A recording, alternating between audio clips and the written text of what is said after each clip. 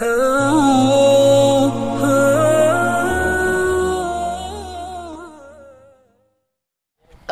billahi minasyaitonir rajim. Bismillahirrahmanirrahim. Assalamualaikum warahmatullahi wabarakatuh. Innal hamdalillah nahmaduhu wa nasta'inuhu wa nastaghfiruh wa na'udzu billahi min sururi anfusina wa min sayyiati a'malina. Wa may yahdihillahu fala mudhillalah wa may yudlil fala hadiyalah. Asyhadu an la ilaha illallah wa asyhadu anna Muhammadar Rasulullah. La nabiyya ba'da wa la rasula ba'da, amma ba'du. Pemirsa yang dirahmati oleh Allah Subhanahu wa taala. Pertama yang paling utama sekali, marilah kita semua mempanjatkan puja dan puji syukur kita kehadirat Allah Subhanahu wa taala, yang mana Allah telah memberikan kita nikmat yang besar, nikmat iman dan nikmat Islam.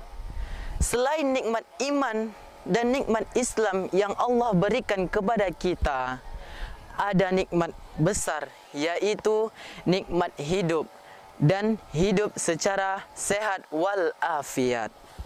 Oleh karena itu, pemirsa sekalian, marilah kita semua mengucapkan Alhamdulillahi Rabbil Alamin. Allah memerintahkan kita untuk solat, akan tetapi Allah tidak solat. Allah menyuruh kita untuk membayar zakat, akan tetapi Allah tidak membayar zakat. Allah menyuruh kita untuk berpuasa, akan tetapi Allah tidak berpuasa. Akan tetapi, para hadirin, Allah menyuruh kita berselawat kepada Nabi Muhammad sallallahu alaihi wasallam, maka Allah dan para malaikatnya juga berselawat. Sebagaimana firman Allah dalam surat Al-Ahzab, A'udzu billahi minasyaitonir rajim. Bismillahirrahmanirrahim. Innallaha wa malaikatahu yusholluna 'alan nabi.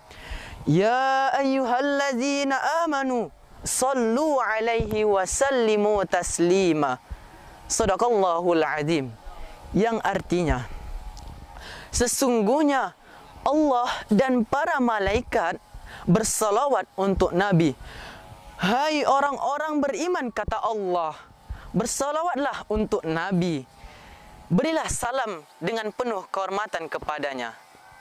Oleh karena itu, pemirsa sekalian, marilah kita bersalawat kepada Nabi Muhammad sallallahu alaihi wasallam biqaulina jami'an. Allahumma salli ala sayyidina Muhammad wa ala ali sayyidina Muhammad.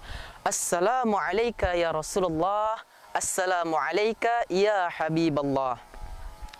Baiklah, di dalam kesempatan kali ini, di dalam waktu yang singkat ini, izinkanlah saya ingin menyampaikan sebuah tausiah atau ceramah dengan judul Panggilan Allah yang ada di dalam kehidupan kita. Para pemirsa yang dirahmati oleh Allah Subhanahu wa taala, di dalam kehidupan kita ini terdapat 3 panggilan Allah yang ada di dalam kehidupan kita sehari-hari, yaitu yang pertama, Allahu Akbar, Allahu Akbar, panggilan azan. Yang kedua, labbaik Allahumma labbaik, labbaik la syarika laka labbaik, panggilan menunaikan ibadah haji ke Baitullah. Yang ketiga, bila Israel datang memanggil, jasad terbujur di pembaringan, panggilan syakaratul maut. Akan tetapi saya mohon maaf, pada kali ini, kesempatan yang waktu singkat ini, saya akan membahas bagian yang pertama saja, yaitu panggilan azan. Panggilan azan ataupun kalimat takbir ini sudah tidak asing lagi bagi telinga kita. Karena sejak kita dilahirkan di dunia ini, sejak kita ada di dunia ini, apabila ayah kita, abi kita, bapak kita mengumandangkannya ke telinga kita, dan juga sampai kita ke liang lahat nantinya, sampai kita dimasukkan ke liang lahat tersebut, ada juga yang mengumandangkannya ke telinga kita. Supaya apa? Itu wahai pemirsa, supaya kita itu bisa tahu bahwa Allah itu ada, dan Allah itu sajalah yang berhak menghidupkan kita dan mematikan kita, wahai pemirsa yang dirahmati oleh Allah Subhanahu wa taala. Apabila sebut tentang azan atau mengenai panggilan azan ini, sudah tentunya ia akan bersangkut paut dengan solat. Nah, di dalam kehidupan sehari semalam kita wajib melaksanakan solat fardu 5 waktu sehari semalam. Menurut sejarahnya, wahai pemirsa sekalian, solat itu pertama kali diwajibkan kepada Rasulullah sallallahu alaihi wasallam, yaitu ketika peristiwa Isra dan Mi'rajnya, yang mana Rasulullah sallallahu alaihi wasallam diangkat naik ke atas langit ketujuh, lalu ke Sidratul Muntaha untuk berjumpa dengan Allah Subhanahu wa taala. Karena apa?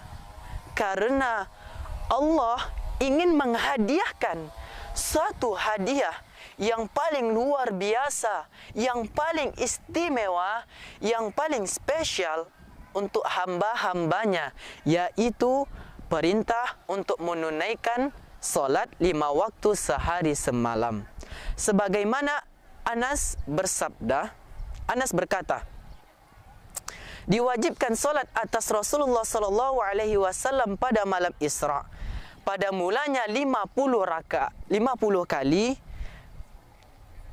kemudian dikurangi hingga menjadi 5 kali. Dari Anas radhiyallahu anhu berkata bahwasanya Rasulullah sallallahu alaihi wasallam diperintahkan atau diwajibkan untuk melaksanakan solat 50 kali. Kemudian dikurangi hingga menjadi 5 kali. Lalu Nabi Muhammad SAW dipanggil oleh Allah, "Ya Muhammad, tidak akan aku ubah firmanku. Sesungguhnya dengan 5 kali ini bagimu sama dengan 50 kali." Para pemirsa yang dirahmati oleh Allah Subhanahu wa taala, solat itu adalah tiang agama ataupun pilar agama Islam. Solat itu merupakan kewajiban kita bagi setiap muslim, baik laki-laki maupun perempuan. Sebagaimana Rasulullah sallallahu alaihi wasallam bersabda, "Ra'sul amri al-Islamu wa imaduhus shalah." Pokok pimpinan segala perkara adalah Islam, dan pilar Islam adalah solat. Oleh karena itu, para pemirsa sekalian, selagi nyawa kita masih melekat di badan kita, janganlah kita meninggalkan solat, karena akan murka kepada kita.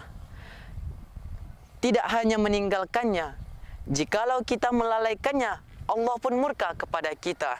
Sebagaimana Allah Subhanahu wa taala berfirman dalam surat Al-Maun yang berbunyi, "Fawailul lil musallin allazina hum an salatihim sahun." Maka celakalah orang-orang yang salat, kata Allah, yaitu orang-orang yang lalai terhadap salatnya.